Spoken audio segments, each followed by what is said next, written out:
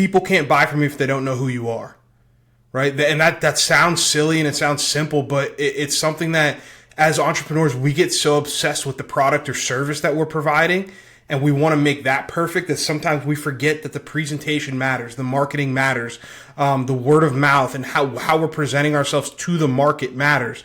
Because it doesn't matter what you say you're worth.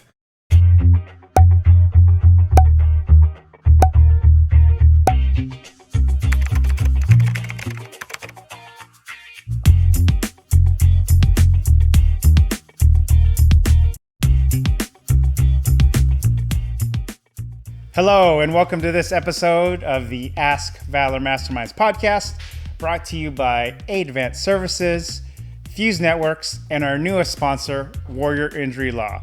So before we get started, Joe, can you share with our audience how our podcast came to be, please? Sure. So it first started out as a Facebook group page. The purpose was to bring businesses together to talk and communicate and share tips and kind of just help each other out in running a business. Because we're a marketing company, we get asked a lot of questions outside of just marketing. So selfishly, we wanted to bring on different guests that are experts in their field to kind of answer those questions. And then that way they can educate our audience. All right.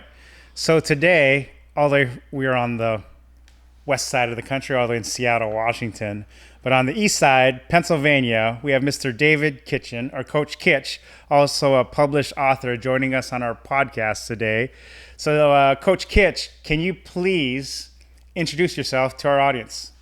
Yeah, man. First off, hey, thanks for having me, brother. I'm excited to do this, and I love connecting with people that build platforms for entrepreneurs to find success, right? Because it's such a lonely time sometimes for some people, right? Trying to build a business, you're not sure where to go.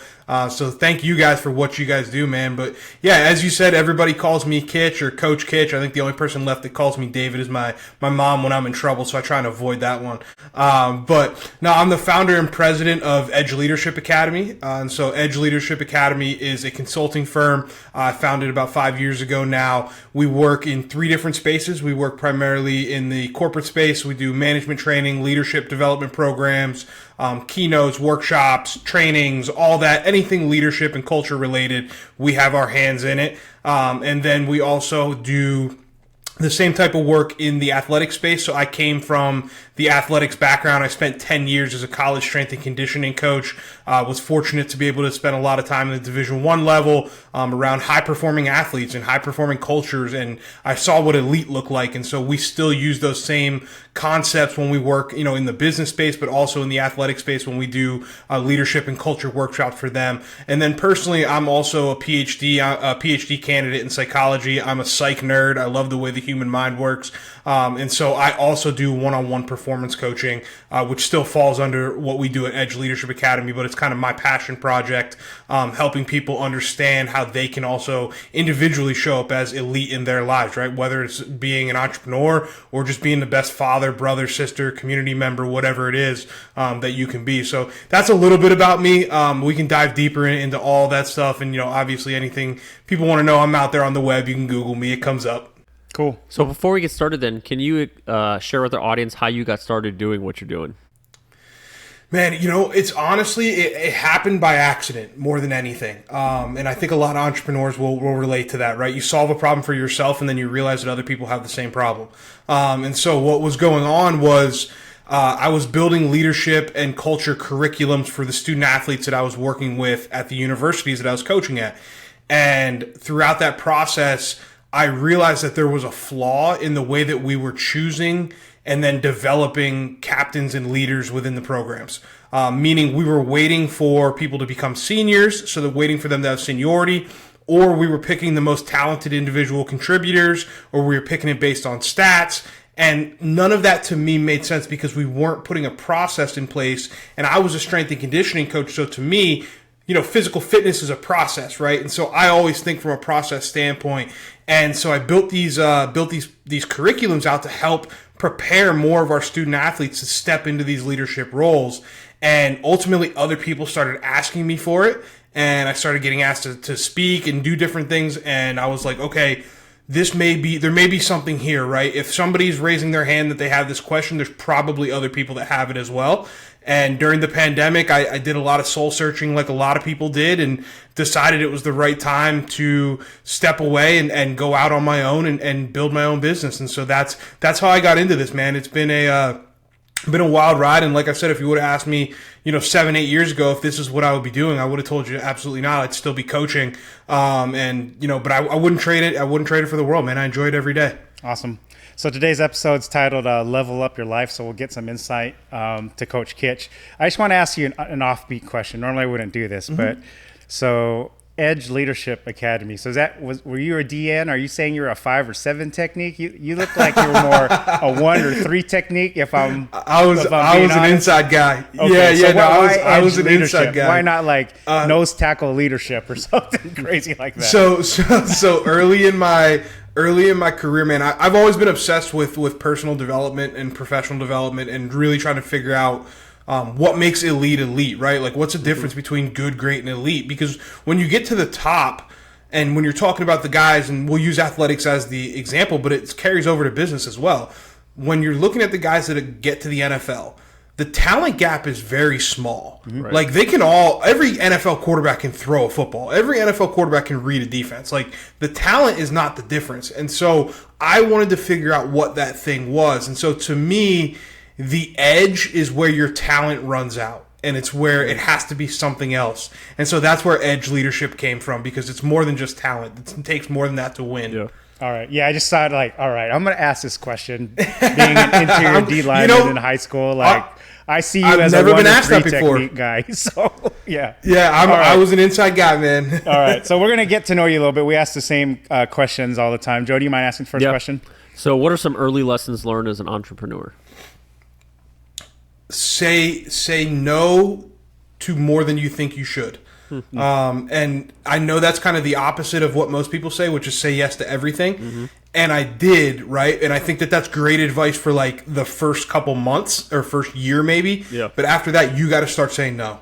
And you have to know what your zone of genius is, and then fight like crazy to stay in that. Because when you are an entrepreneur, it's easy to get distracted by shiny object syndrome, and you start looking to your left and looking to your right, and those things take you away from your core business, right? And I was victim of that. Within 6 months of building the business, we were profitable, and so I started building all these other things. I started to open other businesses. I was like, dude, I'm crushing it. I don't like why is everyone making this business thing sound so hard, right? And I was saying yes to everything, and next thing I knew, I had a bunch of businesses that were performing really, really poorly. And I was tired and I was burnt out. And I realized it was because I was saying yes to way too much. And so one of the lessons that I tell entrepreneurs now all the time is, as soon as you can, start saying no to other things. Like, start saying no to as much as you possibly can, and get clear on what your core business is. Which kind of leads me to the second lesson, which would be know what your core business is. Like, know what business you're in. Because I think sometimes people think they're in one business when really they're in another. I think you really have to understand exactly what problem you're solving and how you deliver that. And then don't waver on it. Fight like crazy for your market share, fight like crazy for what you believe in, and do it that way. So those are just some of the early bumps and bruises. I mean, we've all had them, right? It's part of it's part of this crazy game, this rodeo that we call entrepreneurship. Is you learn and you get the highest of highs and the lowest of lows, sometimes in the same day. And you get up, and the next day you push all your chips back into the middle and you do it again. Awesome. Next question is, what is the best piece of advice that you've been given? Man, that's a great question. The one that's really helped me the most, I would say, is that people can't buy from you if they don't know who you are. Right? And that sounds silly and it sounds simple, but it's something that as entrepreneurs, we get so obsessed with the product or service that we're providing, and we want to make that perfect that sometimes we forget that the presentation matters, the marketing matters, the word of mouth, and how we're presenting ourselves to the market matters. Because it doesn't matter what you say you're worth. I could tell people that I charge $500,000 an hour. If the market says that I'm only worth $1 an hour, then I'm worth $1 an hour, right? And how do you make that dollar that dollar amount that the market says you're worth match up to what you feel you're worth. Well, that's all about reputation. That's all about marketing. That's all about making yourself out there and putting yourself out there in the right light and presenting yourself the way you want to be presented. So that was a simple piece of advice that somebody gave me that I really clung to. And then the other one I'll give you would be know what the big problem is, right? So at any point in any business, everybody has one big problem, right? That's really the bottleneck. And obviously there's other symptoms of that, but there's usually one underlying cause.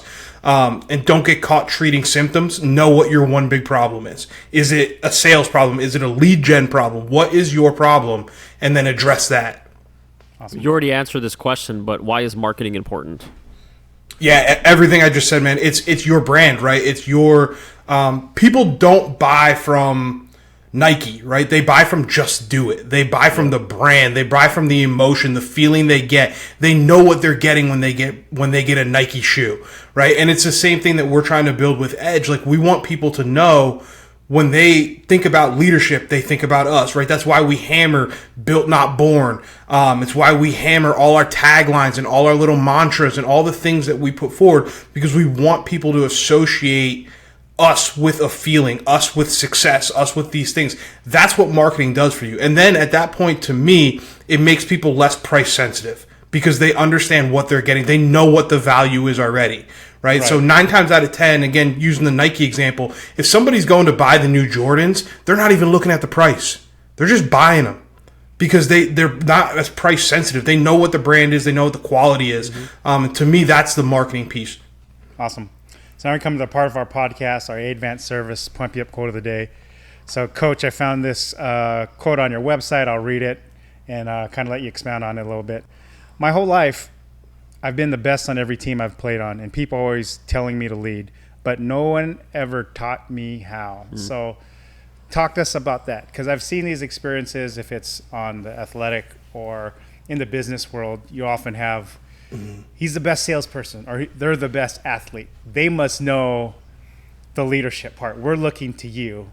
But sometimes that could be a lonely road or a lonely position in the workplace or in the athletic space. Talk to us about that. I know you touched on it a little bit, your Built Not Born podcast and everything, but what does that quote mean to you?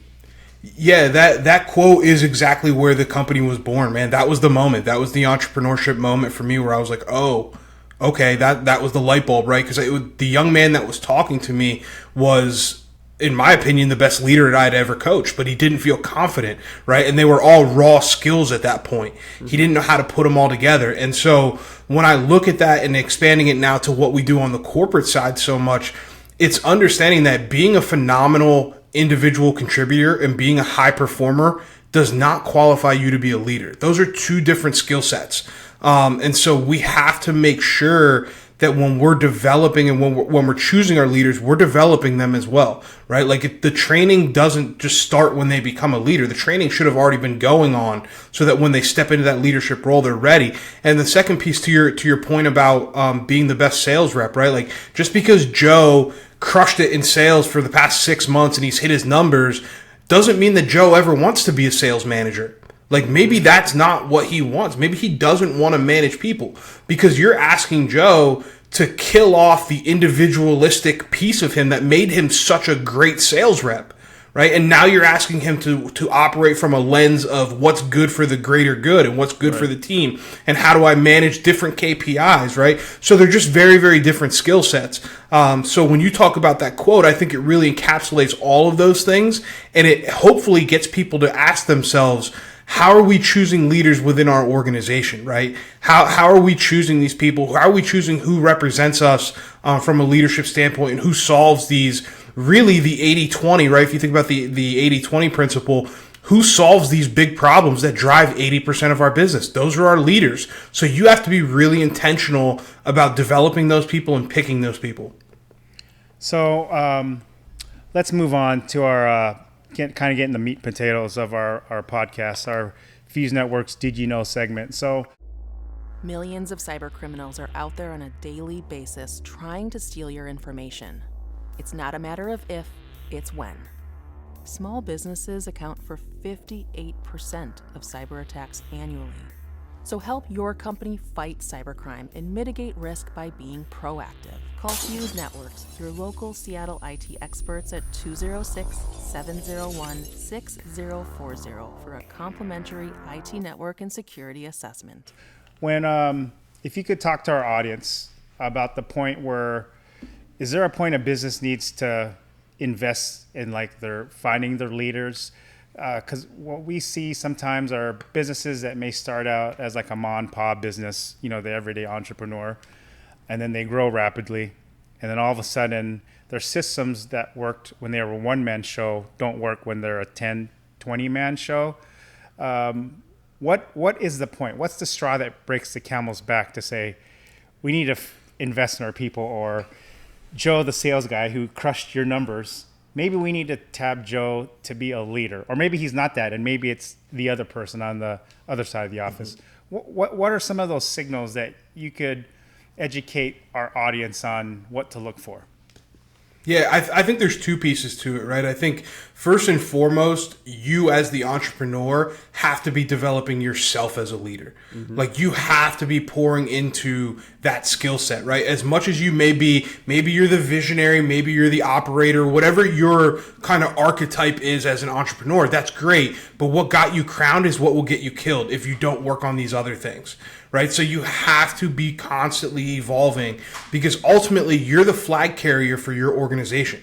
What you model is what becomes the standard for the rest of the organization, right? So whatever you're modeling as a leader, your leaders that you appoint underneath you will never outperform you as a leader.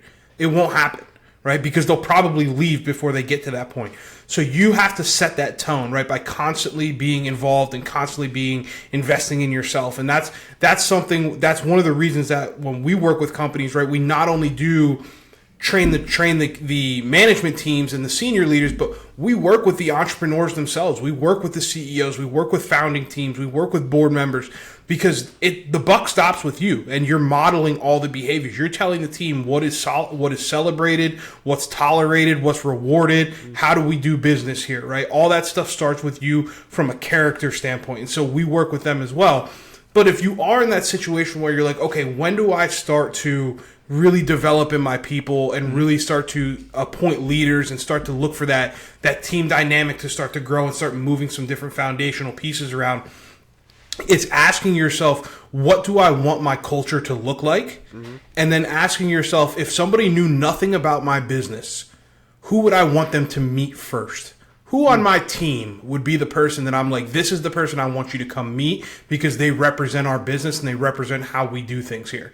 And generally start there, right? Those are the people that you want to invest in first. And they don't always have to be your highest performers, right? Again, I said that earlier, performance and leadership are not synonymous, right? So I think starting there and understanding that. But again, it's any time that there's layers of communication, you need leadership channels in place. You need systems and processes to be there, right? So I think the earlier, the better.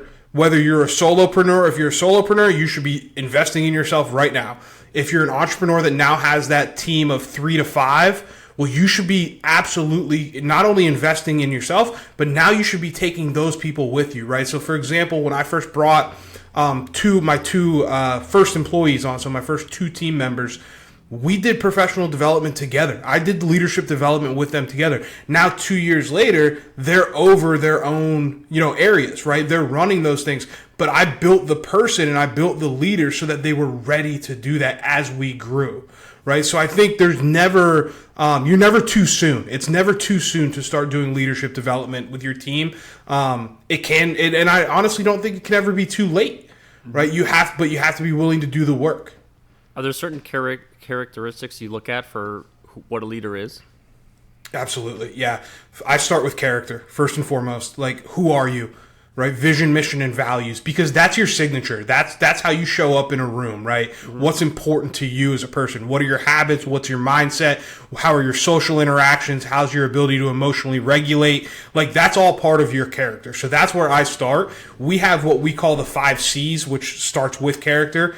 Then from there, I look at their ability to be consistent, consistent in their vision, meaning consistent in understanding what they're here to do, consistent in their ability to respond to situations. So is this somebody that becomes reactionary, or is this somebody that chooses to respond, right? That's big for me. Consistency will solve 90% of your problems in business, right? So character, consistency. The next one is commitment. Are they committed to what we're trying to do long term? Do they commit to the people that are around them? And do they commit to the culture of this organization, right? And then from there, we go to creativity. How are they in a problem-solving situation? Can they figure it out? Are they asking the right questions? Are they looking to innovate? Are they looking to push the envelope, do things better, and utilize the team in the best way possible? Meaning they know when to push and when to pull, who needs to be in what seat, right? Who needs to be driving certain projects, those types of things. And then lastly is the C that everybody knows and is waiting for, which is communication. How well can they communicate? Are they emotionally intelligent? Can they read a room? Do they know what needs to be said and in what tone, and use their body language properly? Can they command a room? All of those things are things that I'm looking for in a leader. And again, our whole company mantra is built, not born. So if you're an entrepreneur listening to this and you're like, man, some of that stuff's not me, that's okay. That's okay. You figure out what is your strength for right now, and then we start building that, and you build the rest up as you grow. I'm going to ask, of the 5 C's, is there like 1 or 2 that you see most people don't have? I think I shouldn't say don't have is tough, but I think the number one thing that people haven't ever sat down and thought about or got clear on is their character. I think as a leader, you should be able to say, just like an elevator pitch, what is your vision? What is your mission? What are your values as a person? Like, you should know that. Inside, outside, and it should show up in every single thing that you do. So I think character is one that a lot of people have, but they just maybe haven't put words to it. And I think that that's really important. The one that I think that a lot of people struggle with is consistency. Yeah. Right? Because we are a very reactionary society, and we do struggle with that. And not only that, with just the way the world is right now, a lot of things are what's the word I'm looking for? Like immediate gratification, right? So we have a problem with delayed gratification. And so that really challenges us in our ability to be consistent. So I think character and consistency are the two that really we work on the most. I think the communication piece is probably a very close third.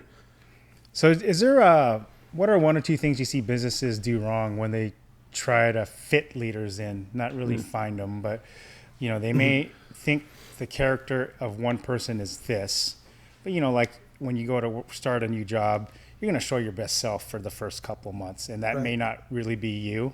You're almost like your Facebook self is different from your real self, like your profile. No different in like leadership.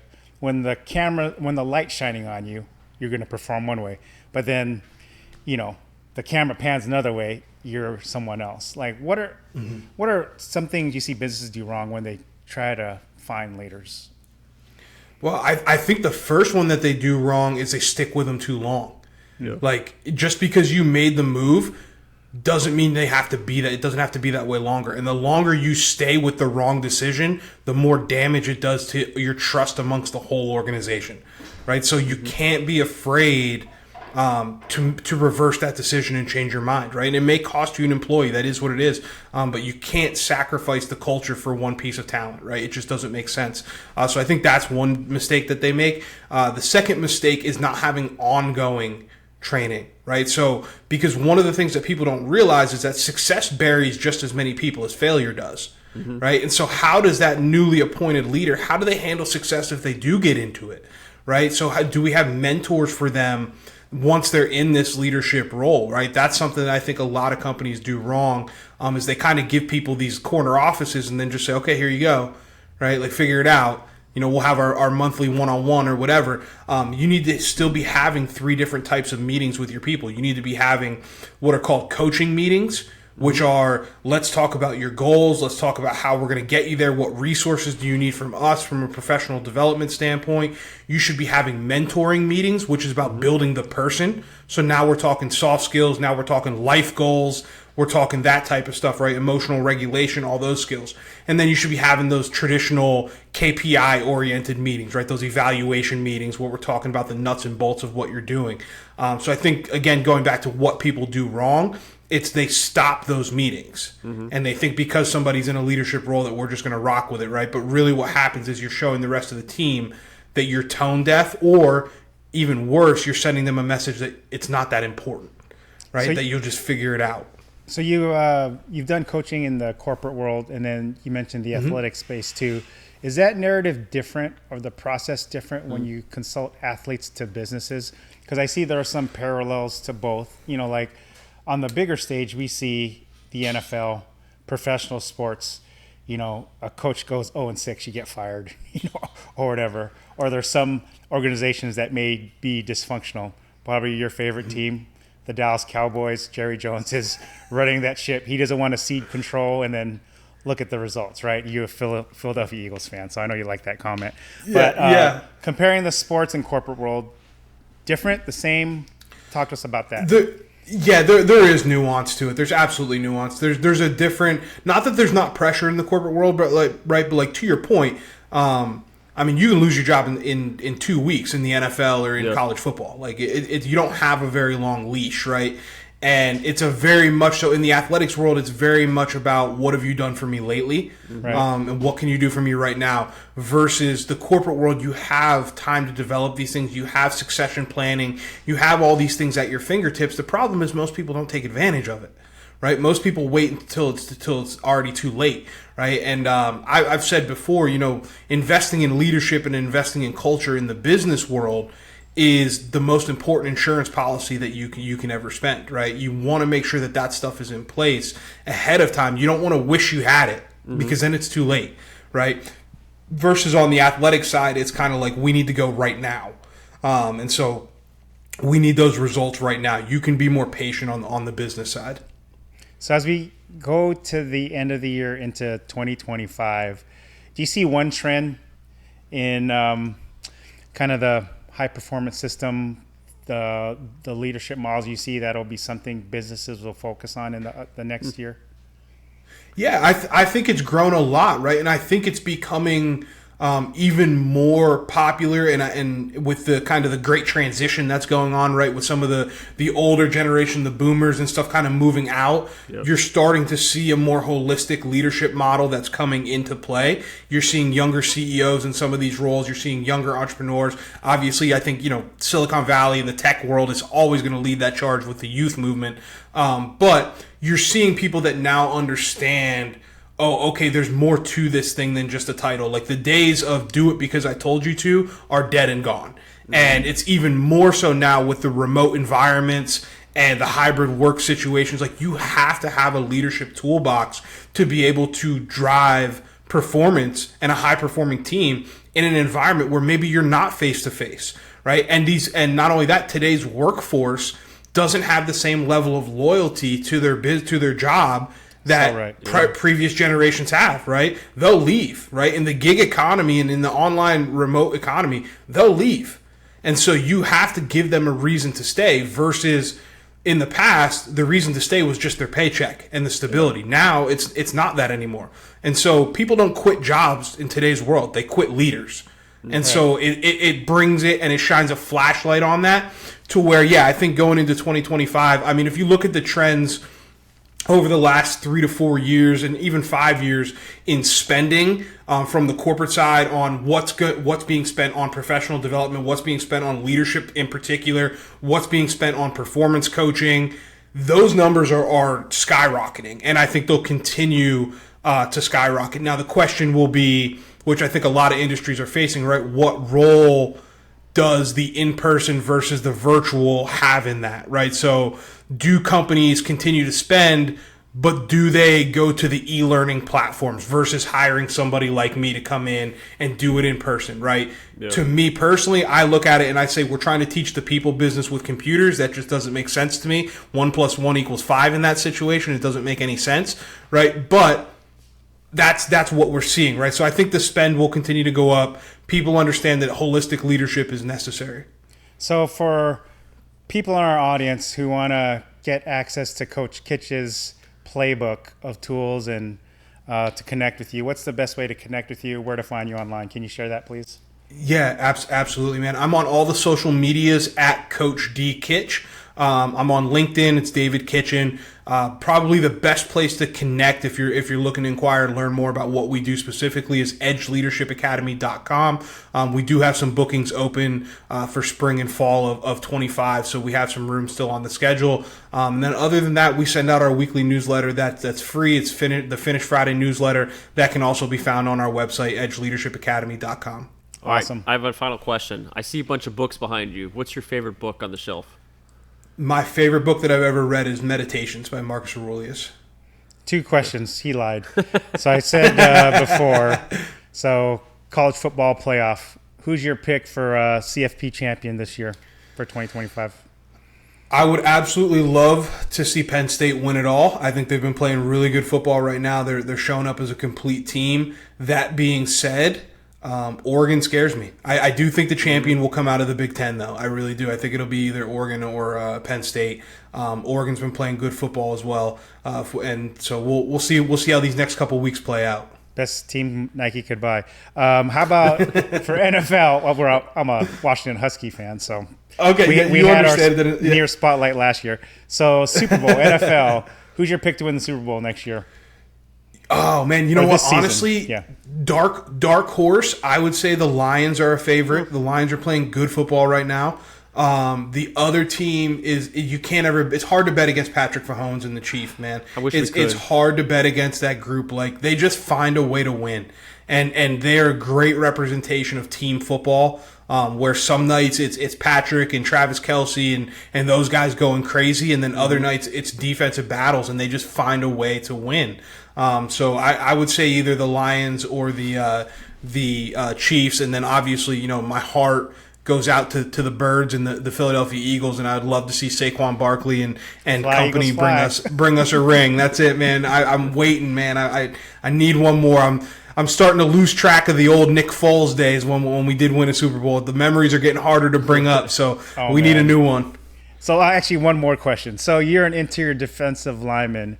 So who's your favorite interior defensive lineman? Who's your go-to stud? For a long time, it was Ndamukong Suh. Right now, I really like watching Jalen Carter play. I think he's a special football player, man. His ability to play the run and the pass is really versatile, which you don't see from a lot of those guys that can play the 3-tech and the 1-tech inside like that. Yeah, with speed and explosiveness, right? So. Yep. Well, thank you for indulging us on those kind of off-topic questions. You're a football guy. But on behalf of our sponsors, A Advanced Services, Fuse Networks, and our newest sponsor, Warrior Injury Law. Injured? Call us at 253-WARRIOR. Warrior Injury Law. Battle tested. Thank you for watching and tuning in this episode of the Ask Valor Masterminds podcast. Thanks, everyone. Want a slam dunk space for your next event? We're here at the Creative Block Studios in Seattle, Washington, which is also the Ask Valor Mastermind studio. Great place for product demonstrations, sales trainings. We've had our 100th episode here. Photo shoots, great for photographers, videographers. I love the idea of having a party. Let's say you have kids and they want to play video games. Come down and rent the studio, $250. You can have a bunch of multiple screens put up in different gaming systems. And $250 is for the whole day. We have it for a full 9-hour slot. So if you want to, for 2 hours, 4 hours, the full time, $250 flat rate with all the resources available, Wi-Fi, private space, right outside the heart of Seattle. So easy to get to from multiple people coming from all over the place. But what a great promotion. Just to the end of 2024. Check out Creative Block Seattle.